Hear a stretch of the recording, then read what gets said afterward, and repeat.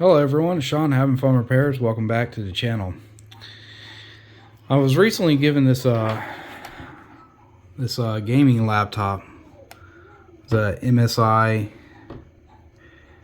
MS-16W2. A lady had reached out to my wife. Her son owns this laptop. I think she has actually several kids. And she was looking to get this repaired for her son, who's a bit of a, computer gamer, before Christmas. I'm not entirely sure if I'll be able to repair this or not, but I at least want to check into some things to see if I can. And mostly because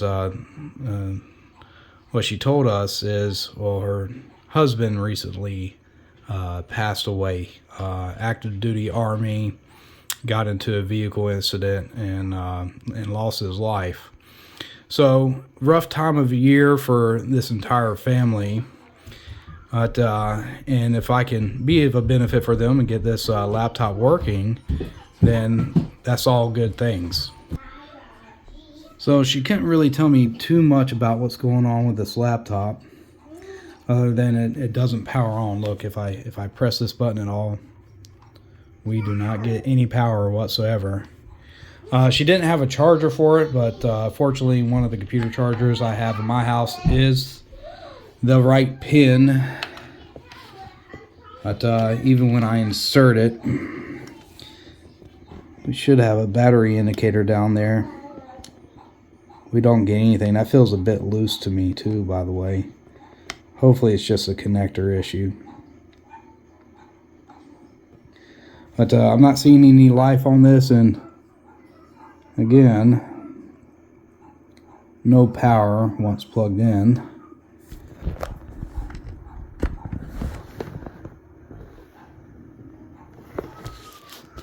Yeah, that is the right pin type. And I know we've got power coming out of this plug because I can take my voltmeter to it. Give me a second. There you have it, 19.5 volts. I don't know if it's supposed to be 19.5 or 20, but it's there. Anyways, the first thing I'm going to do is I'm going to just hold down this power button for 60 seconds. If there's anything stored voltages on the capacitors or anything, maybe that's the reason why it's not coming on, it's not charging. And who knows, this is a good first step. So what I'm going to do is I'm going to hold this button down for 60 seconds. And then after that time is up, then I will plug it back in and see if the light comes back on. So hold on one second. 60 seconds are up. Let's plug this back in.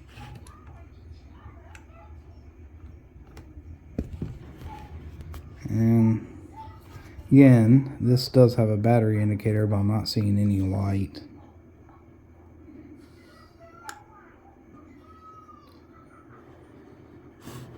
No charging action. Doesn't appear to be coming back on, or coming on. So we're going to unplug it again. And now I'm going to repeat the same process by basically, I'm going to have to remove this back cover. It looks like we have 1, 2, 3, 4, 5, 6, 7, 8, 9 screws. 10 maybe, if I didn't count that one. There's also a factory seal screw down here. It looks like this has been removed before. So we're going to get all these screws out and take another look at everything. Okay, so we got the back cover off. There's a couple missing screws. This was definitely taken apart once before. And just with a visual inspection, we definitely have a broken charge port right here. So this might be a pretty simple repair. I'll have to take this PCB board out and we'll take a look at all that. But excuse me, a couple measurements I want to do first, because you see we got this current sense resistor right here, that R005.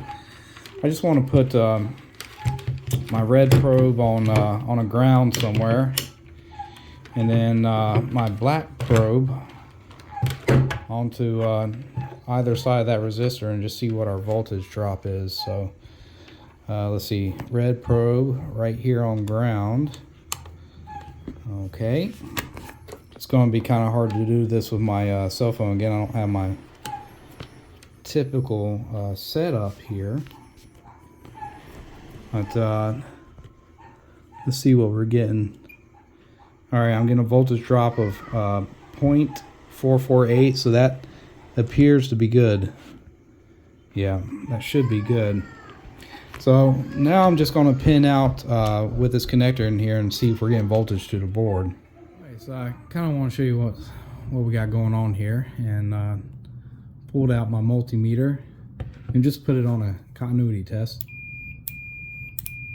so you can hear the beep beep going there. But so basically, looks like all of our ground points are making good contact, but our center pin appears to be broken. Here's where our center pin should be connected to, and as you can tell that is broken. Our board right here is also broken.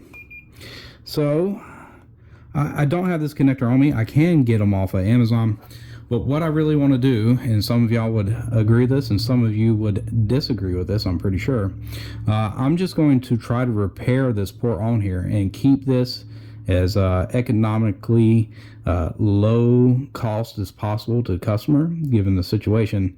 And I'll try to I'll do something to reinforce the connector afterwards.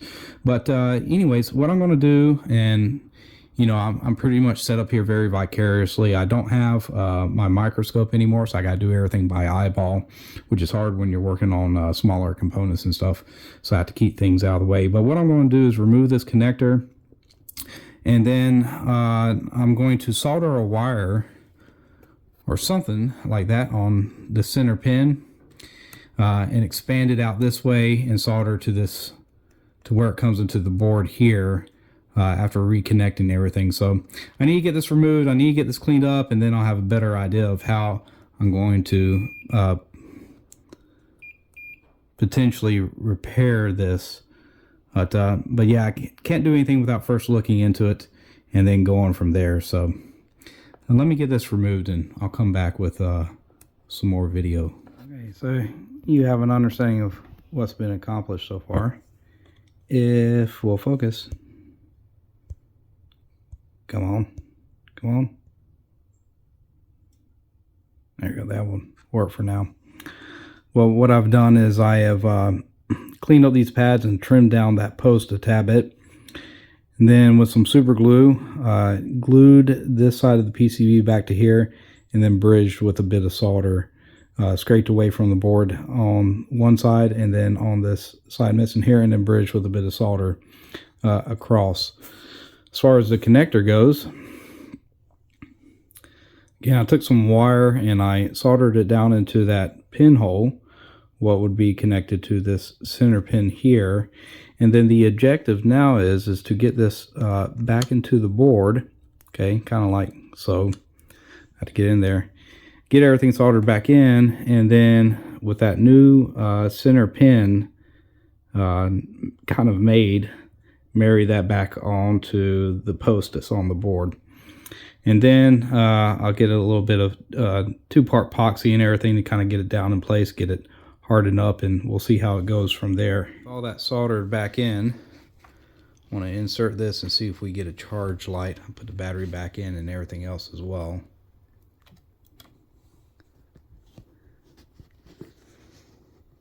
And we do get a charge light now.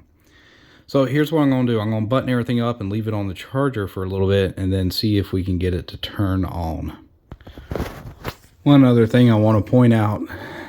So I'll put some hot melt glue around this to kind of reinforce the power supply. I got the laptop facing the other direction. I did notice this near our display connector. Looks like we have a missing component here. And I'm willing to believe that that is probably a backlight filter or something. Can I get this to focus? Come on now. Let's see. Hold on one second. Let me get a light on it. There we go. See, right beside PC323. Yeah, PL21. So I'm not sure if the monitor is going to work. But I'll tell you what I'll do is I'll power it up, turn it on before putting this case on, just to verify. Okay, got it plugged in, and we do have a, where's my light at? We do have a light, as you can see there. Let's try turning it on.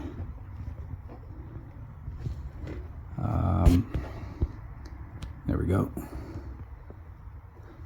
Okay, so it is powering up now.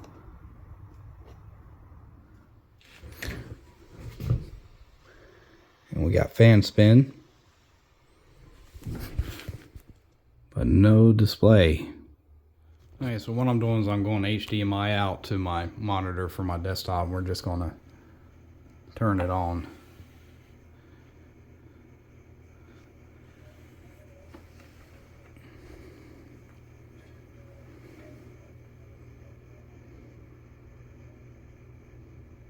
Yeah, and there you go. So you can get display with via HDMI.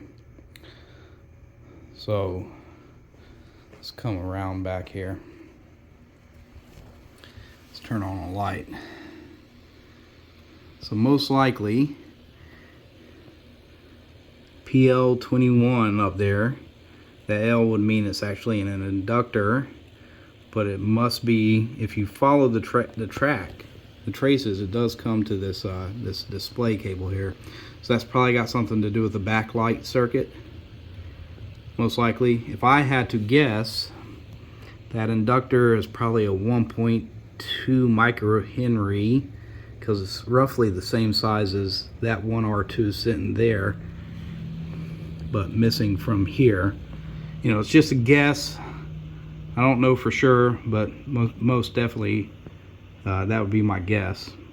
That 1 microhenry inductor right there is a bit bigger, but this 1.2, that's about the size of the pad and what's missing right there. So yeah, and then I suppose what I'll do is I'll take a photo of all this, and I will message the customer and just say, hey, you know, you're also, the charge port is resolved, it's fixed, but you're also missing an inductor for your, so your display isn't working, the backlight doesn't turn on, you can't see anything on the display.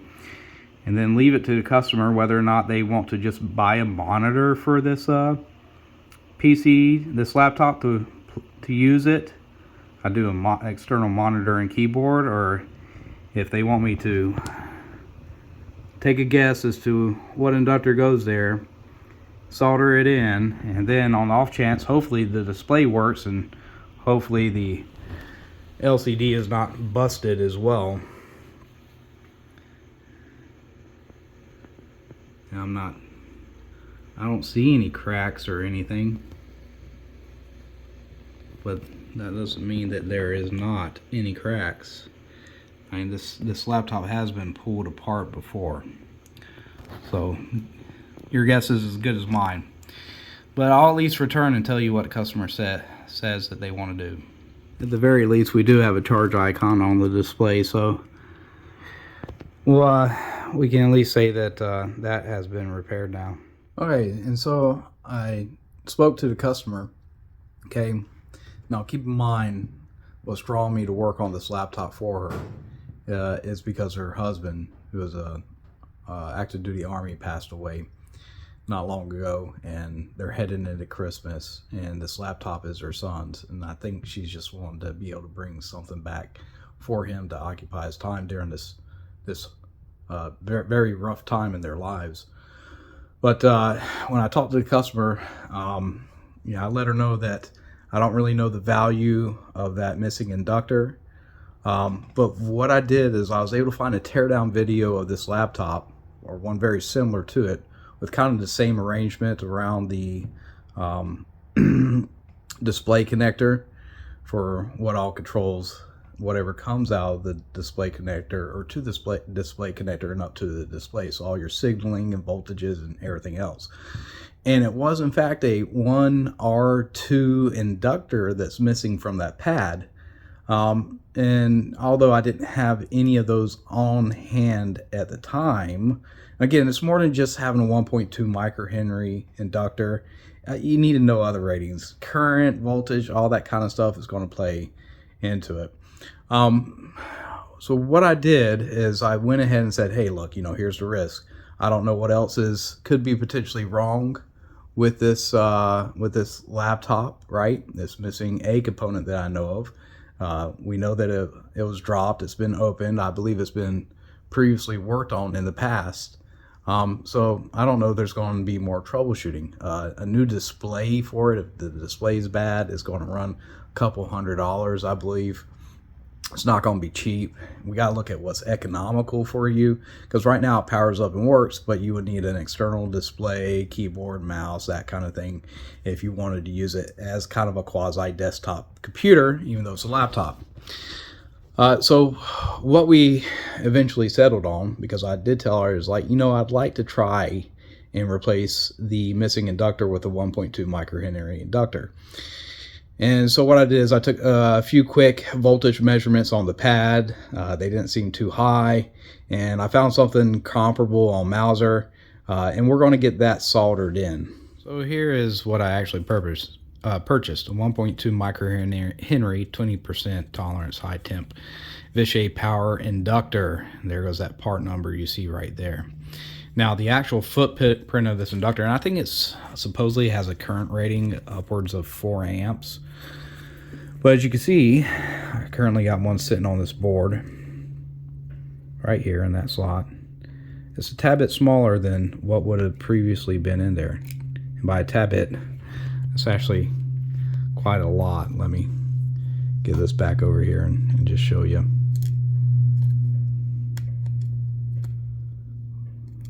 You can see that size comparison right there. But I think it's worth trying out, and then we can just kind of cross our fingers and hope for the best. I know that's not really, for those of you who probably do this for a living, it's probably not the correct attitude towards this, but I'm just doing what I can with what little knowledge I can obtain, and I don't have circuit boards or board view diagrams or anything like that, parts number listings to get to know the exact like for like. But this is what we're going to attempt to use and see if we get display. So I'm going to get this soldered in, and we're going to cross our fingers and hope for the best here. Okay, it is soldered in, as you can see right there. And I did a diode check, so there is continuity with positive probe on ground, negative probe on either side. Not like a short or anything, but we're getting a voltage drop. So I've got everything plugged back in, got the charger in, got the battery in. We're going to flip it up and turn it on and keep our fingers crossed and hope for the best, like I said. So one second. Okay, and here it goes, nothing. Keyboard lights up, that's good. Hey, there we go. All right, that is amazing. It's gonna be a happy customer. Let me get this put back together. And here we go. Battery fully charging, screen fully working, no blemishes. I mean, other than it being an older used MSI laptop. But we're going to get this back to the customer, and I believe they're going to be very happy. So for those of you who have watched this video and are new to this channel, if you enjoy the content, please consider subscribing. If you like this repair, let me know in the comments. And as always, thank you for joining me on Having Fun Repairs. This has been Sean. Take care and goodbye.